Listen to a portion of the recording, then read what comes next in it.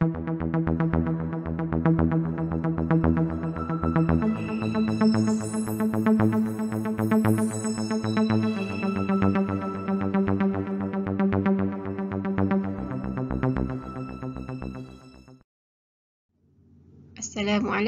warahmatullahi wabarakatuh. Bertemu lagi kita dalam siri belajar bersama Ustazah Yohanis. Hari ini kita akan belajar Pendidikan Islam tingkatan 3, Unit 2, tajuk Kewajipan Terhadap Jenazah, Bidang Fiqh, muka surat 130. Mohon bersedia semua dengan buku teks masing-masing ya. Untuk tajuk hari ini, kita akan fokus kepada 4 perkara yang menjadi kewajipan orang hidup terhadap jenazah. Okey, yang pertama, kita akan bincangkan tentang kaedah memandikan jenazah. Yang kedua, kaedah mengafankan jenazah. Yang ketiga, menyembahyangkan jenazah. Dan yang keempat, mengebumikan jenazah. Kita mulakan dengan memandikan jenazah. Okay, kita lihat apakah maksud memandikan jenazah dan apakah tujuannya kita memandikan jenazah. Maksud memandikan jenazah ialah meratakan air ke seluruh tubuh jenazah. Manakala tujuan kita mandikan jenazah adalah untuk membersihkan jenazah dan juga untuk memuliakannya. Okay, untuk peralatan mandian jenazah, kita memerlukan beberapa peralatan ya. Sebelum mandikan jenazah, kita perlukan sedikit kapas. Okay, kapas gulung. Biasanya kita guna kapas gulung. Air yang bersih, air mutlak. Ini adalah putik kapas ya, yang kamu korek telinga tu. Okay, ini kapur barus, gayung. Ataupun kalau kamu guna air direct daripada paip air, hose lah ya. Okay, getah paip. Ini ada sarung tangan, plastik untuk buang sampah. Ini adalah daun bidara dan juga kita perlukan sabun mandi. Okey, mari kita lihat cara memandikan jenazah. Kita akan bincangkan secara ringkas sahajalah ya, supaya kamu dapat tahu gambaran bagaimana cara orang memandikan jenazah. Okey, yang selebihnya kamu kena jalani praktikal di sekolah ataupun jika ada kematian, hendaklah kamu sertai supaya kamu dapat dengan lebih detail lagi. Okey. Yang pertama, jenazah hendaklah diletakkan di tempat yang tinggi supaya air mudah mengalir dan dia juga tidak akan terpercik semulalah kepada jenazah. Okey, itu penting. Kalau di surau, di masjid yang ada tempat mandikan jenazah, maka dia adalah tempat untuk letakkan jenazah tersebut. Kamu boleh tengok di sana ya. Okey. Yang kedua, memastikan aurat jenazah ditutup. Okey, memandikan jenazah walaupun di jenazah, aurat tetap kena jaga. Kena guna sehelai kain yang boleh menutup jenazah tersebut. Okey, nak memandikannya maknanya tangan kita tu hanyalah lalu di bawah kain sahaja sambil menggosok-gosoknya ya. Okey, yang ketiga, semasa memandikan jenazah, kita kena tekan perut jenazah tu. Untuk apa ya? Bukan untuk menyakitkan dia. Untuk mengeluarkan najis dan kotoran jika masih ada di dalam perut. Okey, ini perlu kita buat supaya semasa proses mengafankan jenazah tersebut tidak ada lagi najis yang keluar. Okey, yang keempat, step seterusnya membersihkan tubuh jenazah ni dari segala najis. Tadilah step ketiga tadi. Okey, dan juga perkara yang menghalang air. Ini jika ada tampalan-tampalan gam jika baru keluar daripada hospital, jika ada yang pakai kuitik yang dekat kuku tu. Jadi yang itu juga kena hilangkan dahulu ya, supaya proses mandi menjadi lancar dan sah lah. Okey, seterusnya step kelima, bersihkan gigi, hidung, telinga dan juga kuku. Okey, ni dengan cara menggunakan kain kafan jugalah yang dijahit menjadi sarung tangan. Okey, untuk kita sental gigi, bukan guna berus gigi macam biasalah ya. Biasa ustazah tengok orang guna kain kafan je lah. Ya, masukkan tangan dalam mulut dan sental lah. Ya, jangan sampai menyakitkan jenazah.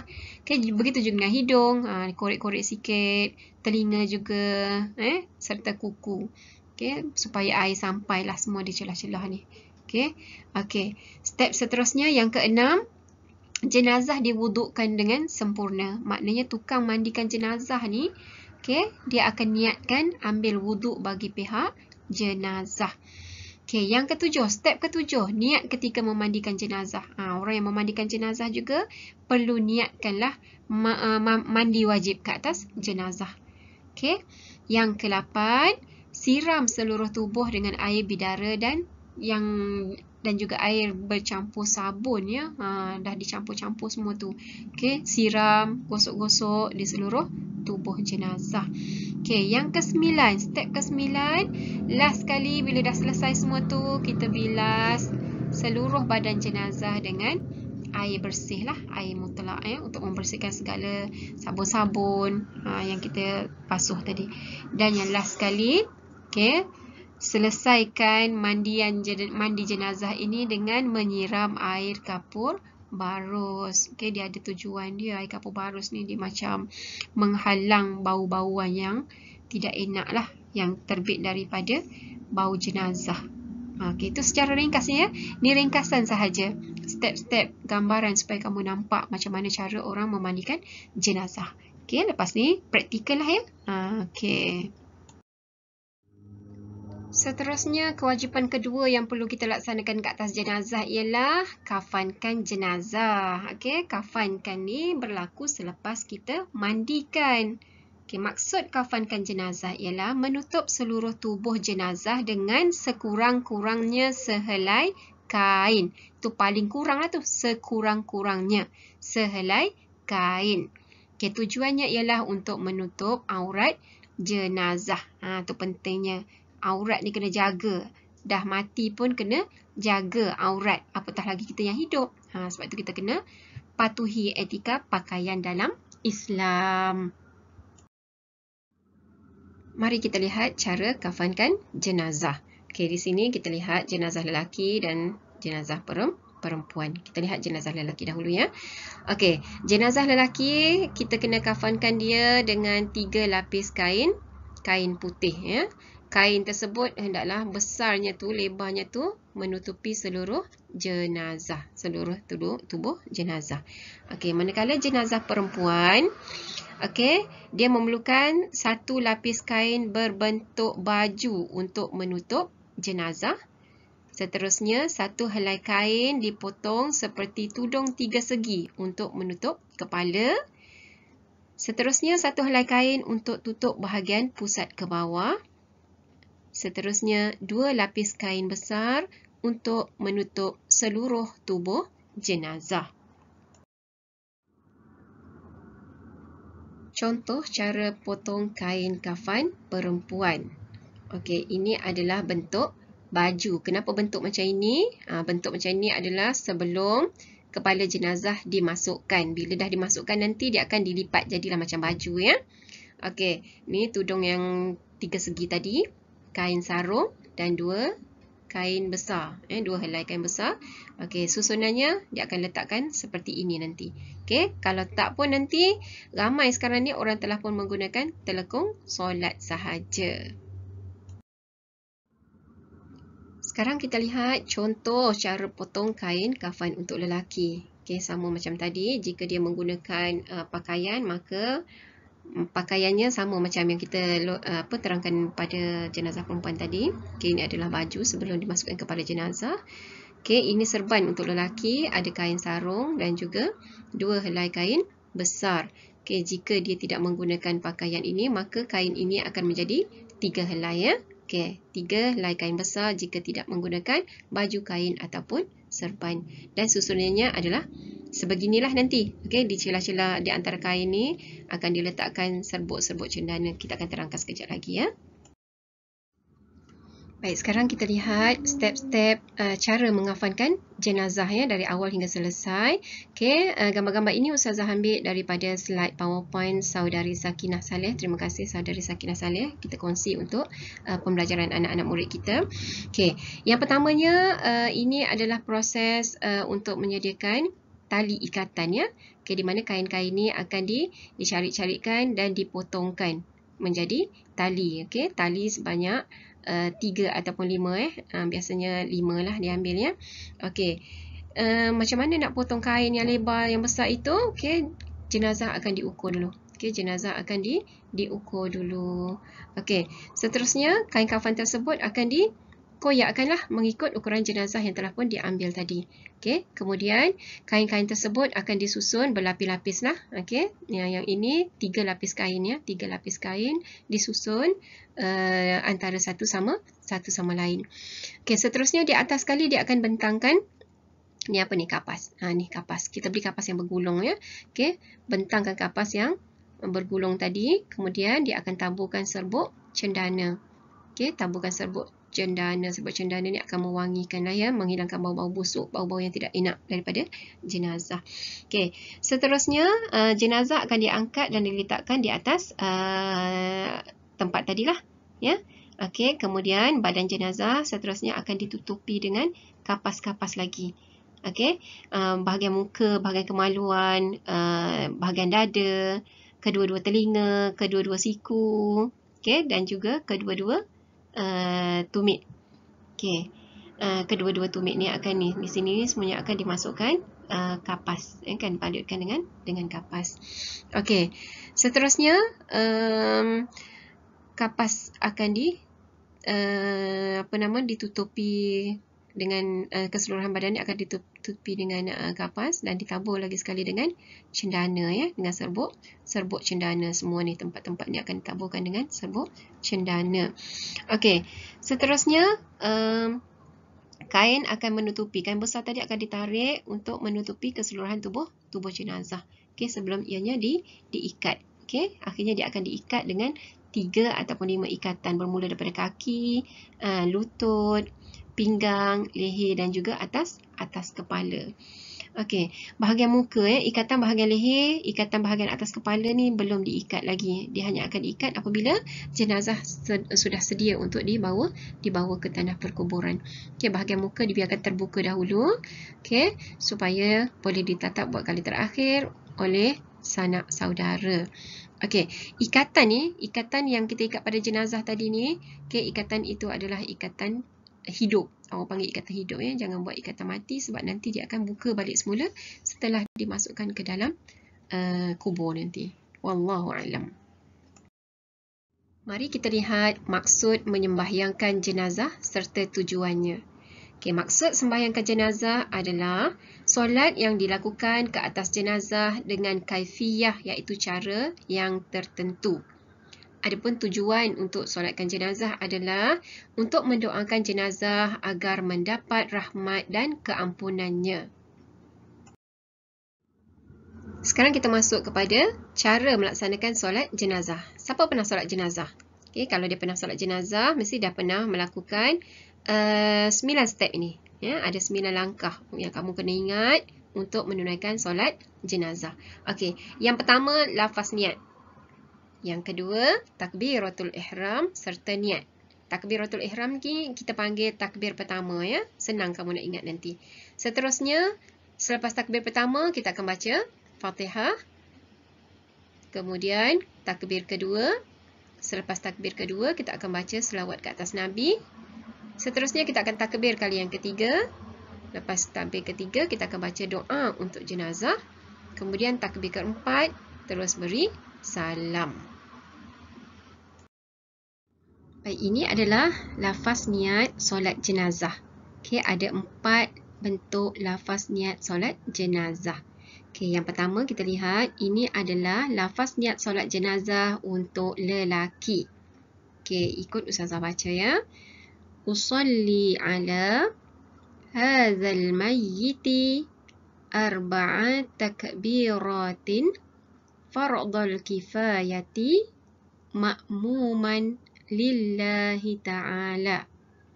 Okey, dalam takbiratul ihram kamu akan baca niat dia. Sahaja aku menunaikan solat ke atas mayat ini 4 takbir fardu kifayah makmum kerana Allah Ta'ala. Okey, lafaz niat untuk jenazah perempuan pula. Usalli ala, ikut ya.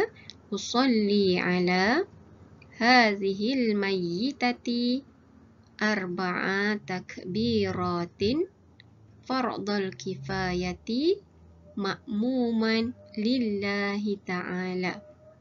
Okey, itu untuk jenazah perempuan. Okey, jika jenazah itu adalah jenazah kanak-kanak, dia akan tambah perkataan at-tiflah. Okey, di belakang ni, tiflah untuk kanak-kanak perempuan, tiflun untuk kanak-kanak lelaki. Okey, lafaz niat solat jenazah kanak-kanak perempuan. Ikut ya. Usalli ala hadhil mayyitati tiflati arba'a takbiratin fardal kifayati ma'muman lillahi ta'ala. Okey, boleh semua? Okey, bagus. Seterusnya kita tengok lafaz niat solat jenazah untuk kanak-kanak lelaki. Okey, ikut juga ya.